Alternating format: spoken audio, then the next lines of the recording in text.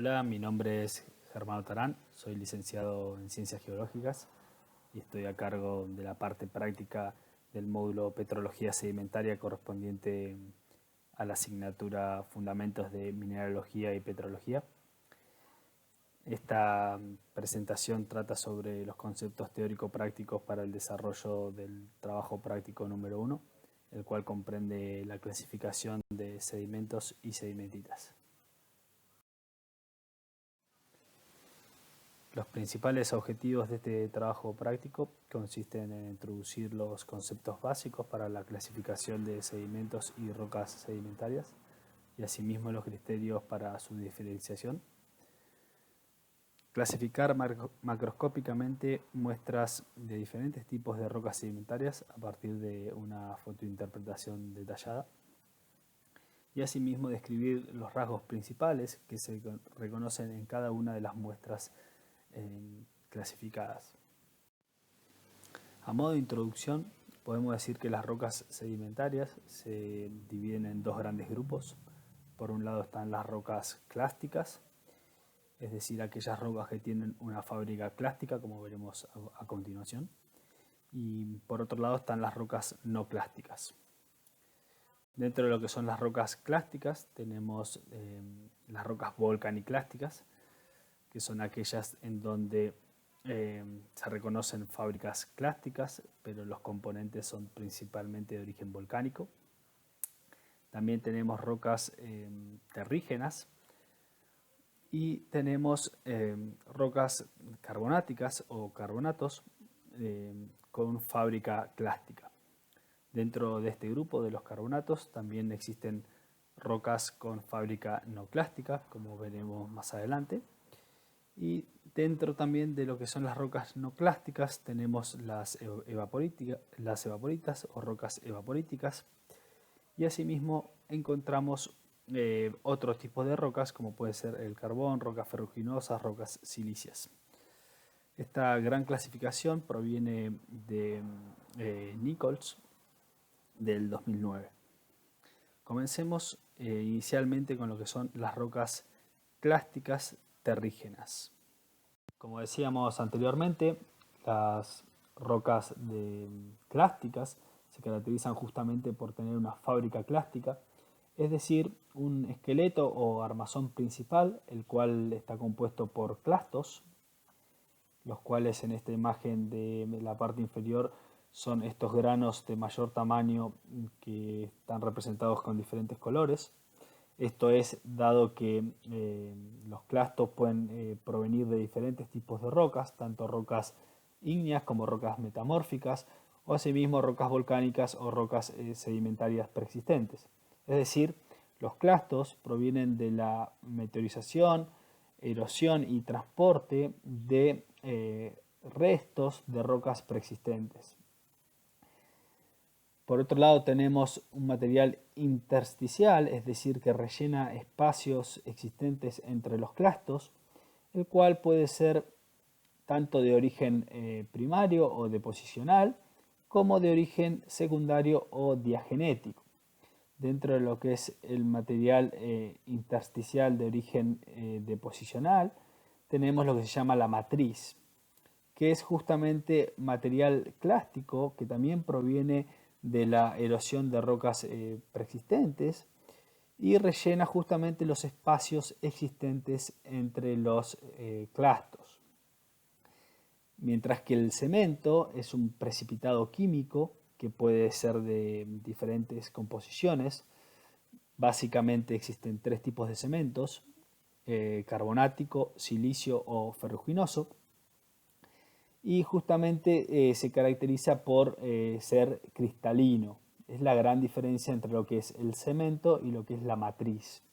Por otro lado, la matriz, como se puede ver aquí, se caracteriza por tener algunos remanentes de lo que se ve en negro en este caso, en el fondo, correspondería a poros, es decir, la matriz deja espacios libres que no están rellenos por nada, y justamente pueden rellenarse por diferentes fluidos, ya sea por agua, por hidrocarburos o asimismo por gases.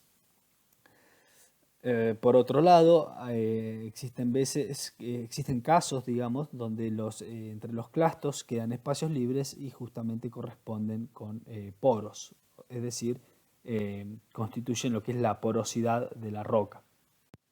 Por otro lado, una característica a tener en cuenta en las rocas clásticas es justamente el empaquetamiento, que es decir, que comprende lo que es el estudio de los contactos entre los clastos o entre los granos de la roca.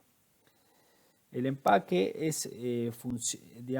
depende de diferentes parámetros texturales de la roca, es decir, el tamaño de grano de los clastos, la selección, es decir, la diferencia que hay entre los diferentes tamaños dentro de la roca, la forma, la redondez que tienen los clastos y asimismo su orientación y la porosidad existente. Básicamente tenemos dos tipos de empaquetamientos que van a dar diferentes tipos de rocas. Por un lado tenemos un empaquetamiento clasto-sostén, que da rocas clasto-soportadas, en donde, como se puede ver aquí en la imagen de la izquierda, tenemos clastos que entran unos en contactos con otros y el material intersticial queda claramente subordinado a lo que es el porcentaje de clastos. Por eso decimos que es clasto-sostén. Por otro lado, una roca matriz soportada o matriz sostén es aquella en donde los clastos se encuentran flotando, rara vez con contactos entre sí, en un material intersticial, el cual puede estar compuesto tanto por matriz como por cemento. En estos casos decimos que la roca es matriz soportada o matriz sostén. Aquí vemos un ejemplo de una fábrica de un empaquetamiento clasto soportado y aquí vemos un ejemplo de siguiendo y entrando ya en lo que es la clasificación. Tenemos, las rocas y sedimentos clásticos de origen terrígeno.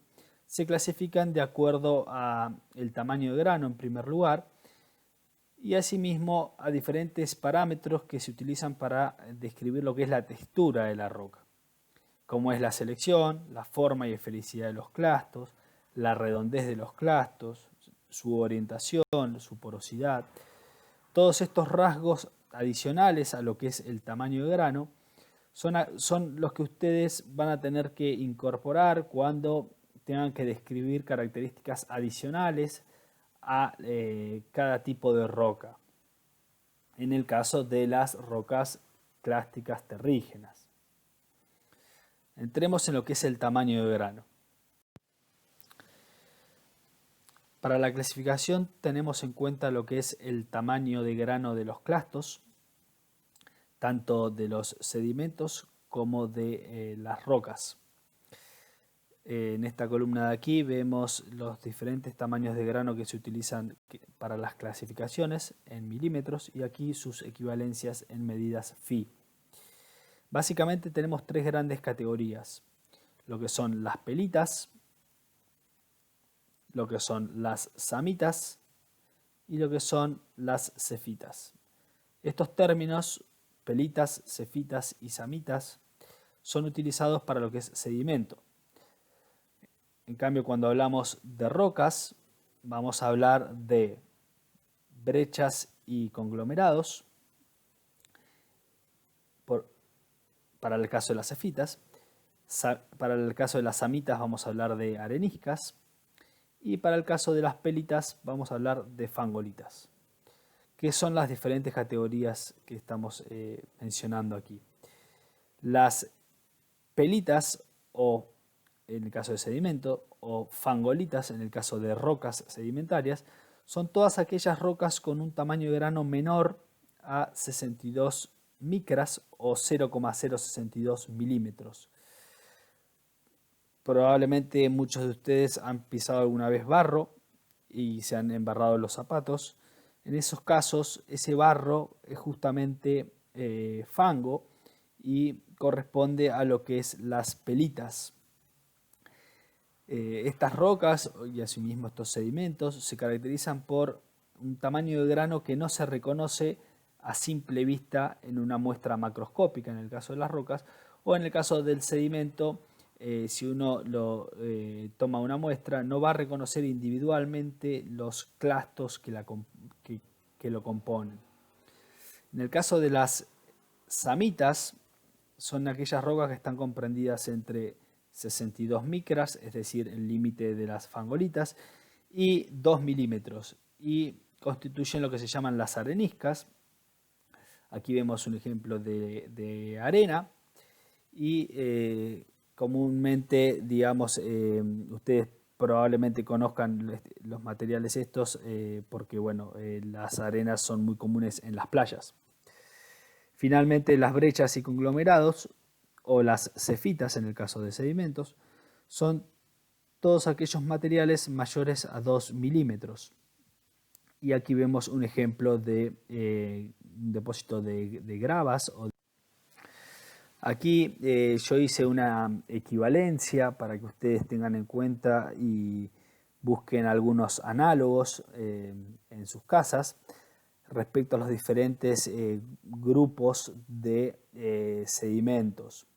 Un equivalente a lo que vendrían a ser las cefitas o cantos rodados, que también se llaman, son las peladillas, para el caso de las cefitas.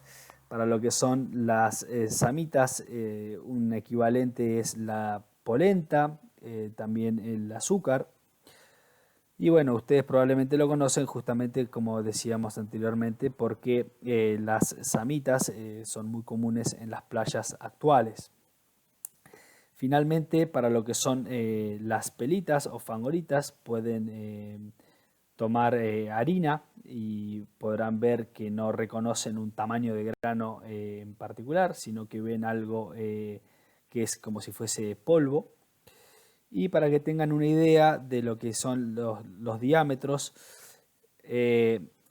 aquí puse una equivalencia con lo que es el pelo, el diámetro de un pelo humano, donde tiene entre 50 y 70 micras. En el caso de las pelitas estamos hablando de granos, de clastos que tienen menor a 60 micrones.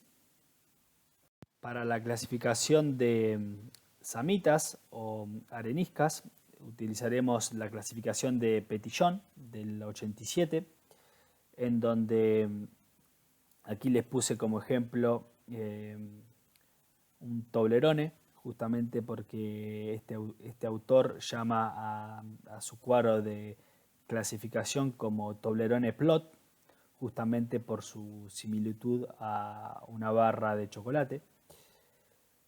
Y básicamente lo que dice Petitjon es que todas aquellas rocas en donde el porcentaje de matriz sea inferior al 15%, aquí está representado el porcentaje de matriz que va desde 0 hasta el 100, todas aquellas rocas que tengan menos de un 15% de matriz van a ser denominadas arenitas. Todas aquellas rocas que tengan entre un 15 y un 75% de matriz van a ser llamadas huaques.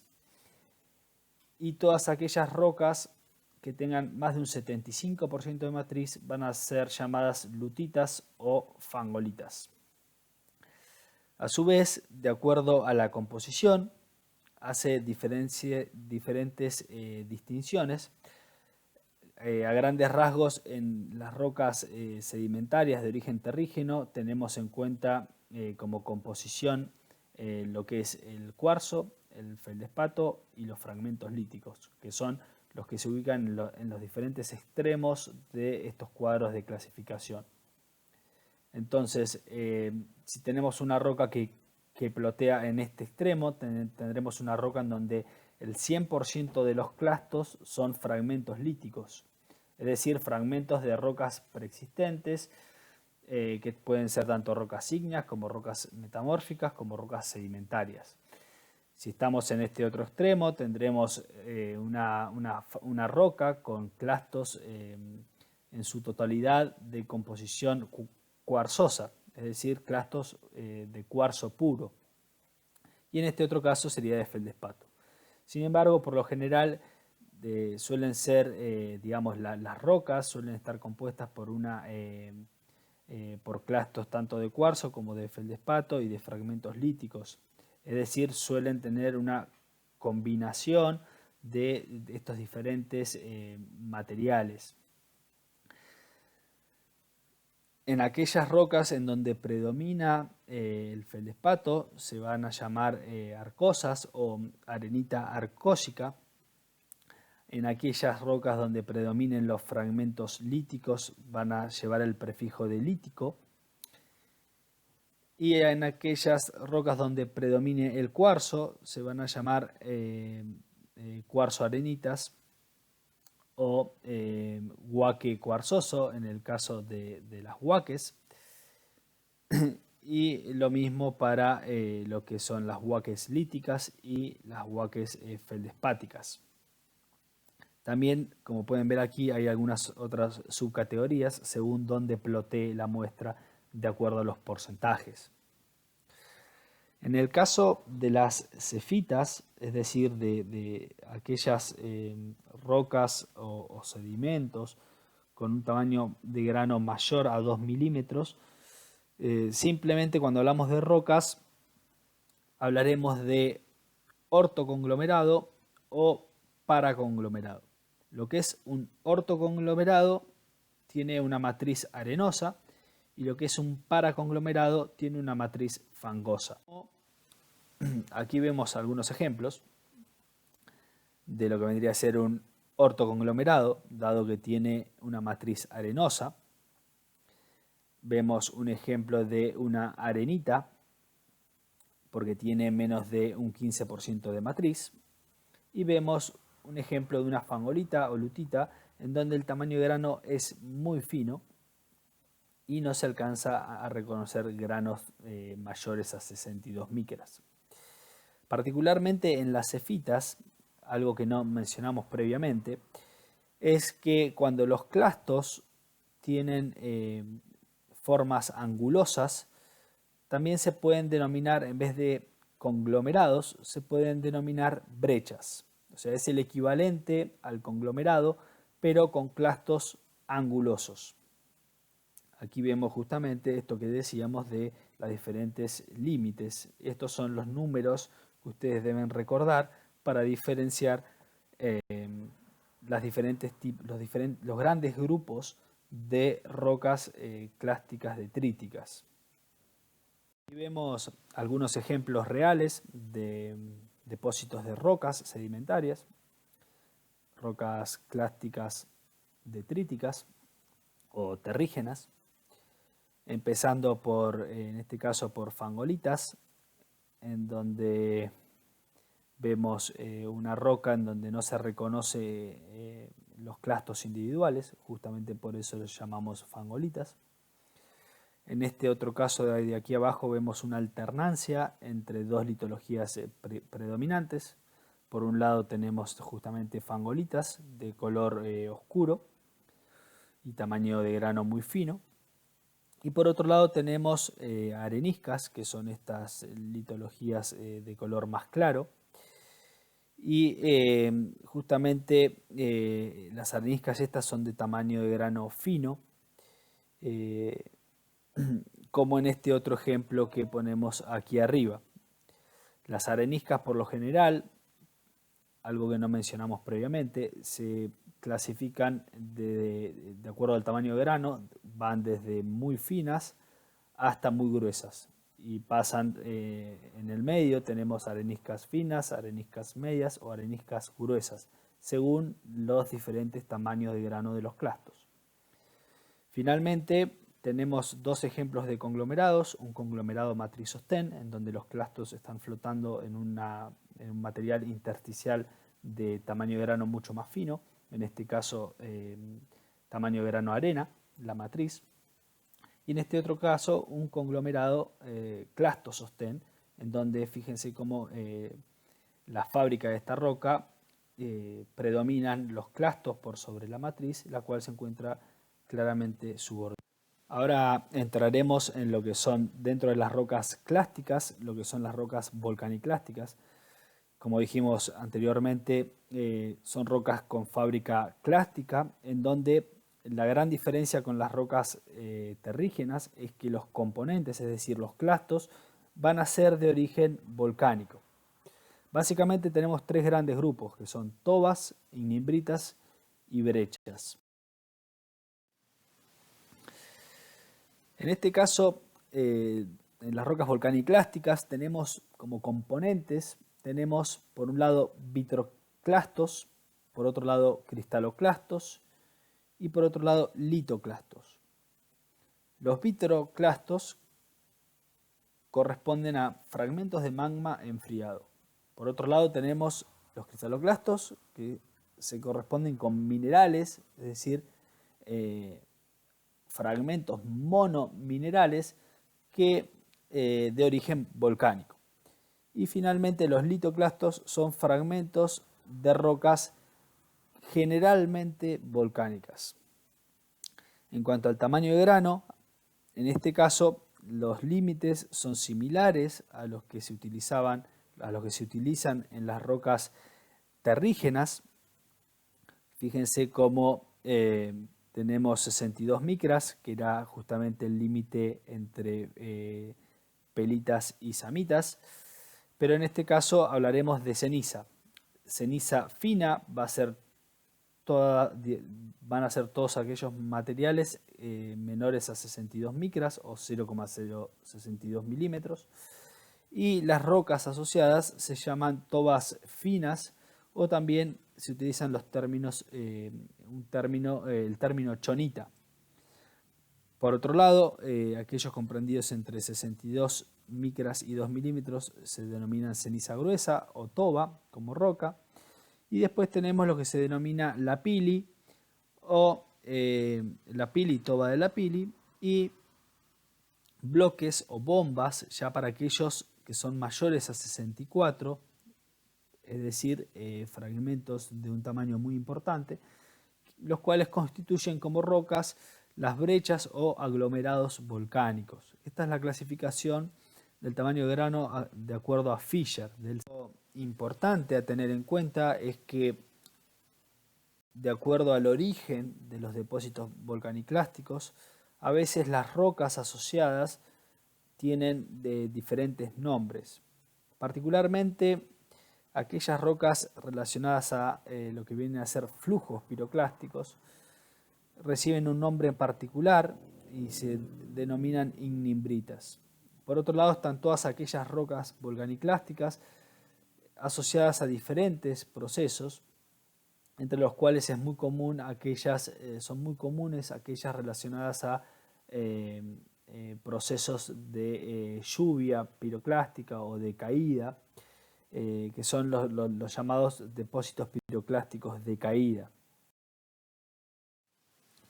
Aquí tenemos algunos ejemplos de las rocas asociadas, en donde tenemos, por un lado, tamaños de grano bastante importantes, correspondientes a lo que es una toba de lapili. Por otro lado tenemos rocas con un tamaño de grano mucho menor, es decir, menor a 2 milímetros, y entran dentro de lo que son las tobas, y en el caso del tamaño de grano más fino, las tobas finas o tobas o chonitas. Y en este otro caso tenemos justamente un ejemplo de una ignimbrita asociada a flujos piroclásticos.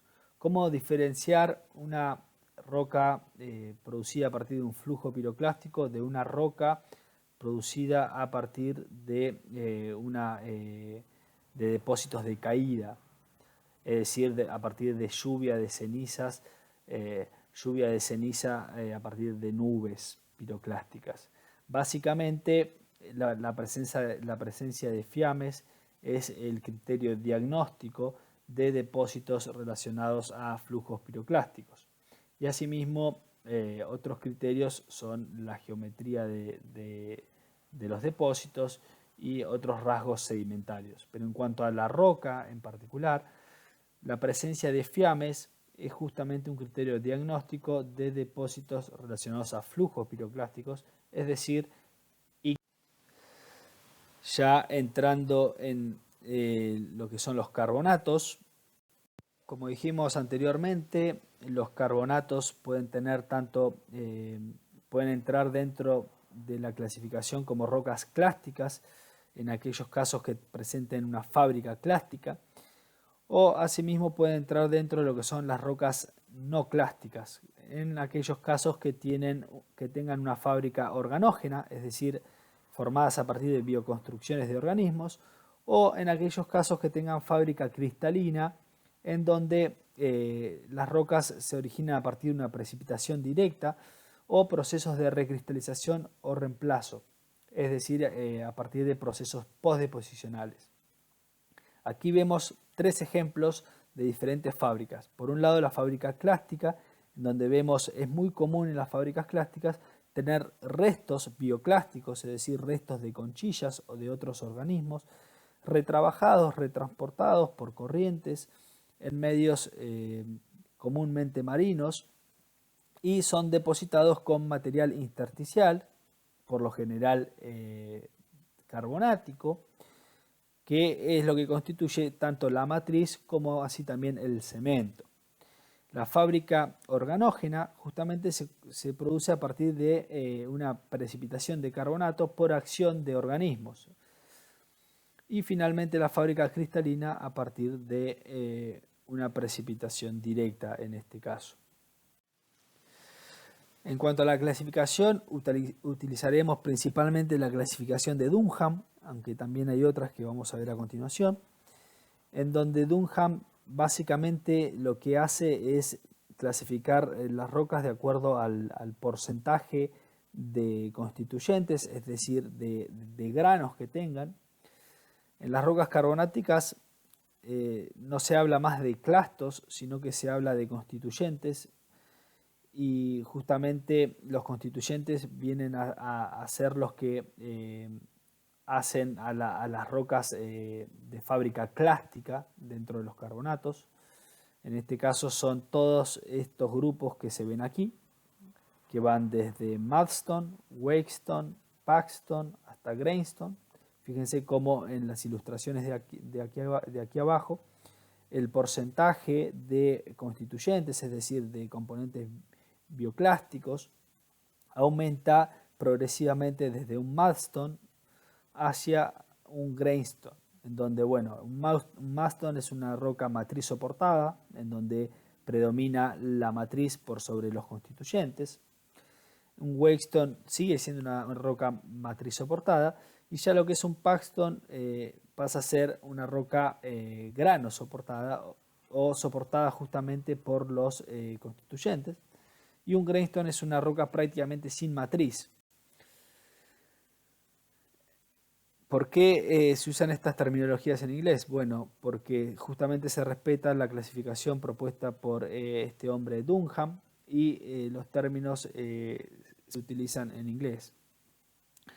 Mud significa fango, por eso estas rocas se llaman mudstone, justamente porque predomina el fango, en este caso de fango carbonático, y se llama micrita, por sobre los constituyentes.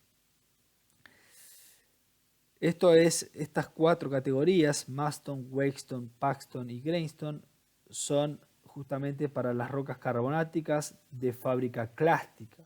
Para las que son de fábrica organógena, Dunham propone el término boundstone, que es este término de acá. Son todas aquellas rocas producidas a partir de la acción de organismos, como pueden ser los estromatolitos, los arrecifes, etc. Y finalmente llama como cristalina a aquellas que se forman a partir de precipitación directa de carbonato. Hay una extensión a la clasificación de Dunham propuesta por Embry y Clovan en el 74, la cual dice, bueno, en el caso de los wakestones, vamos a llamar flowstone a aquella roca en donde los constituyentes, es decir, los restos bioclásticos, sean mayores a 2 milímetros. Lo mismo para lo que son los Paxton y los Greenstone. Fíjense cómo justamente en estos casos los constituyentes tienen un tamaño de grano mucho mayor que el que comprendería un Paxton o un Wakestone o asimismo un Greenstone. Entonces Embry y Clogan dicen, bueno, debemos diferenciar aquellas rocas en donde los constituyentes sean grandes, de gran tamaño. Y los llaman Flowstone para el caso de los Wakestone y Radstone para el caso de Paxton y Greenstone. Para que tengan en cuenta, o sea, de acuerdo a Embry y Clogan, lo que Dunham llama un Wakestone puede llegar a ser un Flowstone, y lo que Dunham llama un Paxton o un Greenstone puede llegar a ser un Radstone, de acuerdo al tamaño de grano de los constituyentes.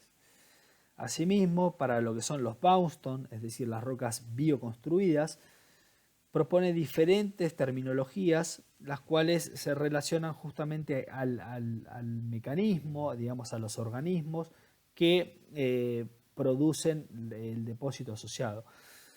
Para el caso de los arrecifes, propone el término framestone, por lo general arrecifes de corales. El término beanstone se suele usar para la acción de algas, es decir, matas algales que segregan el carbonato y dan estas láminas de carbonato, por lo general interdigitadas con láminas detríticas. Y también utiliza otro término que es el término bafflestone, que es decir, se refiere a aquellos organismos que actúan como efecto pantalla y protegen justamente las bioconstrucciones de organismos carbonatados de la acción de las corrientes y justamente favorecen la preservación del carbonato y la construcción de estas rocas. Aquí tenemos justamente qué significan los diferentes términos, desde el framestone al beanstone al bafflestone. Frame significa una estructura, es decir, son rocas con estructuras rígidas que producen justamente los arrecifes. Beanstone, significa unir, son justamente rocas que se forman a partir de estas algas que segregan el carbonato y van produciendo las diferentes láminas, las cuales como que se pegan entre sí. Y finalmente el bafflestone, baffle significa deflectar o efecto pantalla, como decíamos previamente. Hay otra clasificación que algunos autores, digamos, gente que trabaja con carbonatos suele utilizarla, que es la clasificación de Folk, inicialmente del 59 y después hizo una extensión en el 62, en donde, bueno, si bien digamos el concepto es parecido a lo que propone Dunham y después Embry y Clogan, en algunos casos es hasta más útil porque justamente, como pueden ver en este caso, en esta figura de la izquierda, diferencia la roca de acuerdo al componente principal.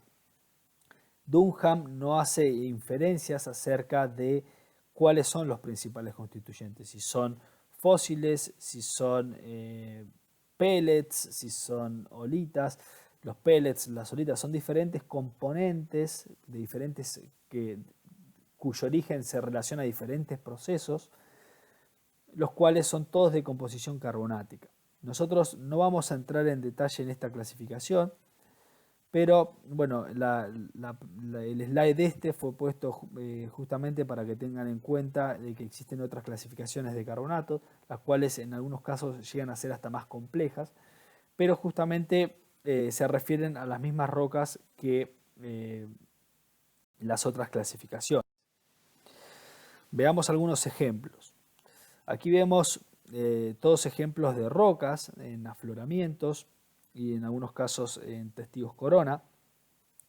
En afloramientos, en este caso, vemos un mudstone, de acuerdo a Dunham, Y Folk llama a rocas equivalentes a lo que viene a ser un mastón, es decir, una roca en donde el porcentaje de constituyentes es menor al 10%, lo llama micrita, justamente porque, como les decíamos anteriormente, la micrita es la matriz en las rocas carbonáticas. Fíjense que estas rocas que ven aquí no se reconocen ningún componente bioclástico, es decir, ningún constituyente. A simple vista es una roca de grano muy fino.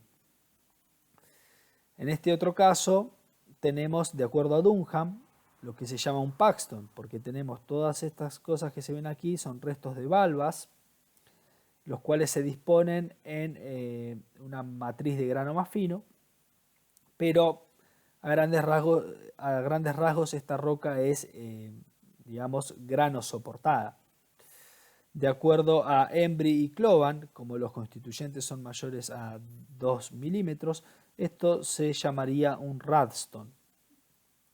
Y de acuerdo a Folk, esto es lo que se puede llamar una bioesparita. Bio es porque predominan los bioclastos, es decir, son los constituyentes principales.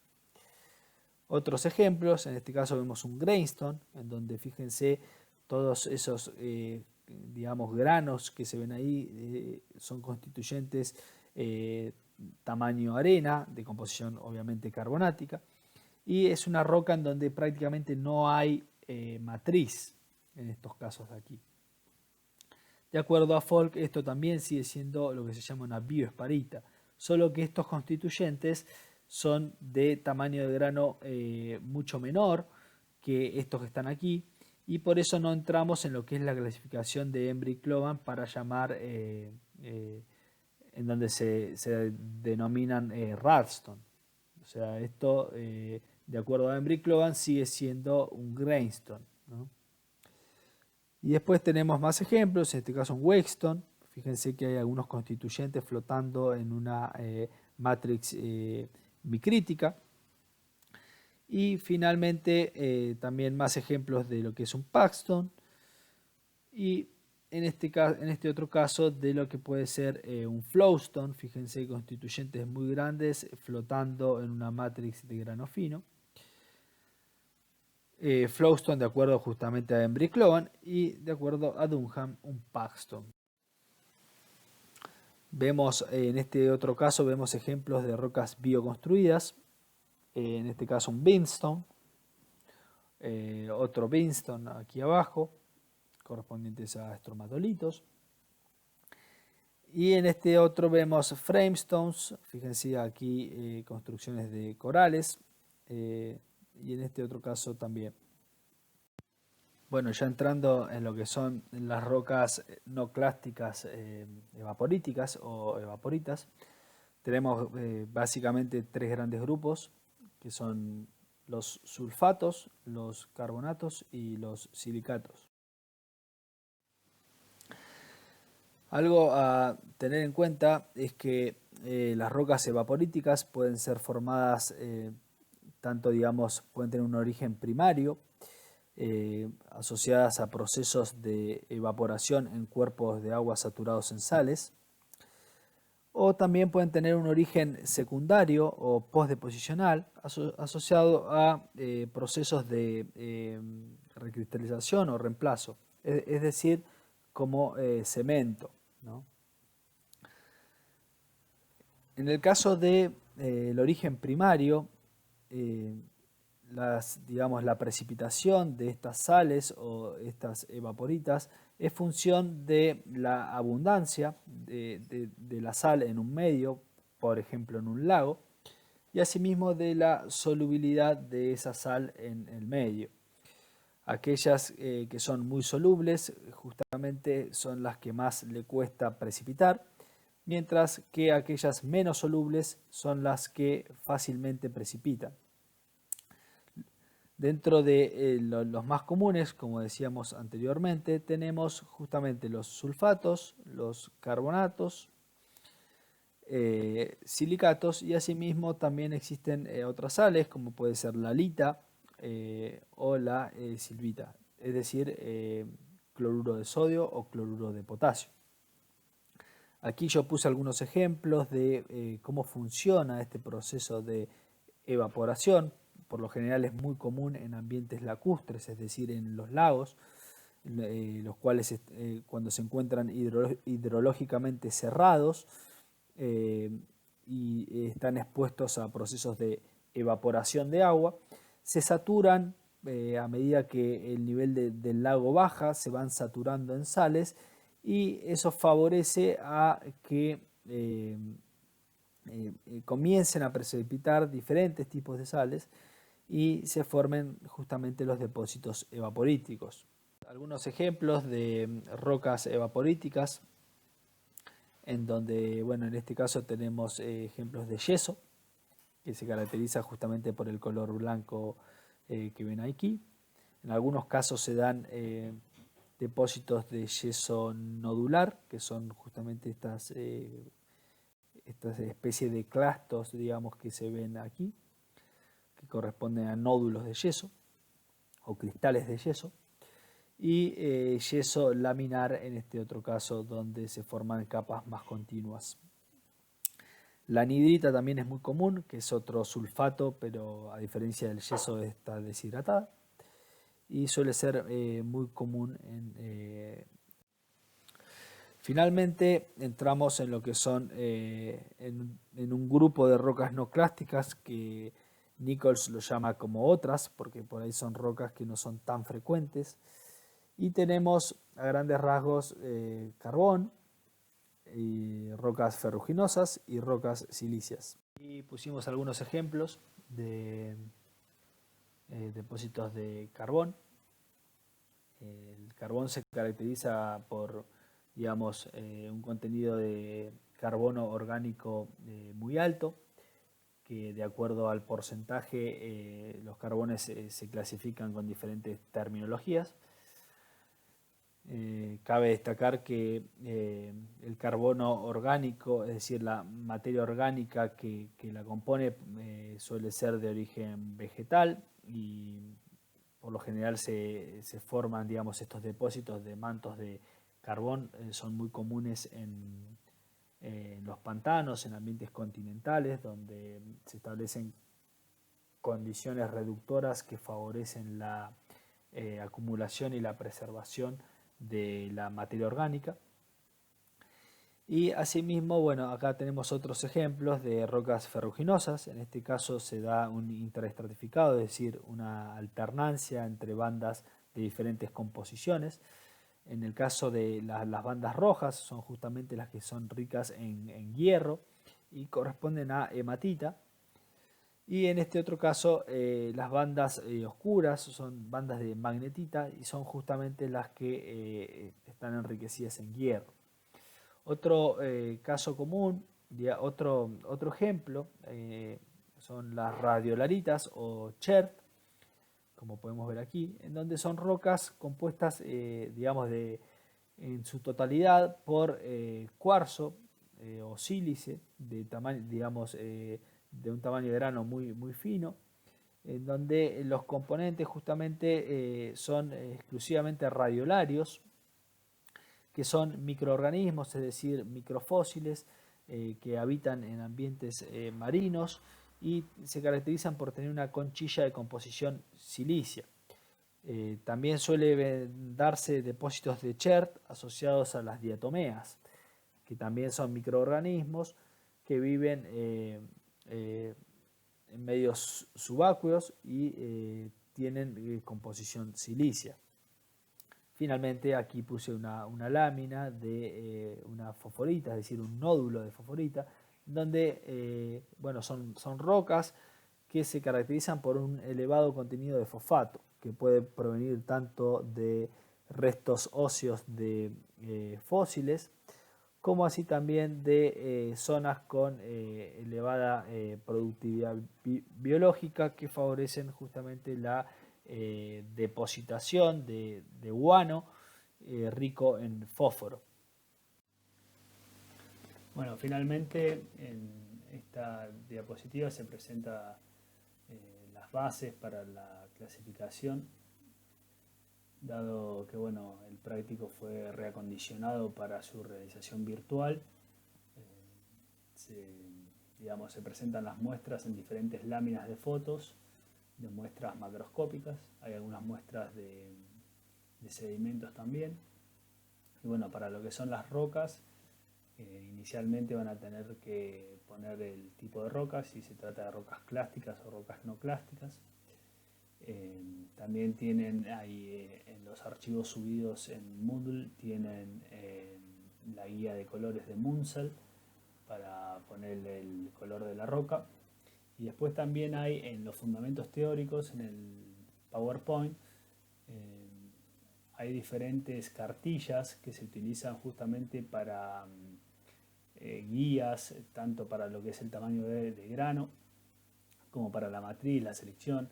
Bueno, el tamaño de grano obviamente que lo vamos a hacer siguiendo lo que es la escala de Uden-Wengur y con los límites que estuvimos hablando en este trabajo práctico. Y después tienen, bueno, diferentes parámetros que principalmente se usan en lo que son las areniscas, también en las cefitas, o sea, en los conglomerados, y en el resto de las rocas no son tan comunes, como es, bueno, la selección, la redondez y esfericidad de los clastos, la madurez textural también. Muchas gracias por haber escuchado la presentación y bueno, cualquier duda me pueden escribir por correo y bueno, les recuerdo que para aquellos que tengan consultas puntuales sobre el trabajo práctico, tendremos un vivo todos los jueves de 15 a 17 horas por Zoom. En caso de que estén interesados en hacer consulta en este vivo, les pido por favor que envíen un correo de confirmación a mi casilla. Bueno, muchas gracias y nos vemos en la próxima clase.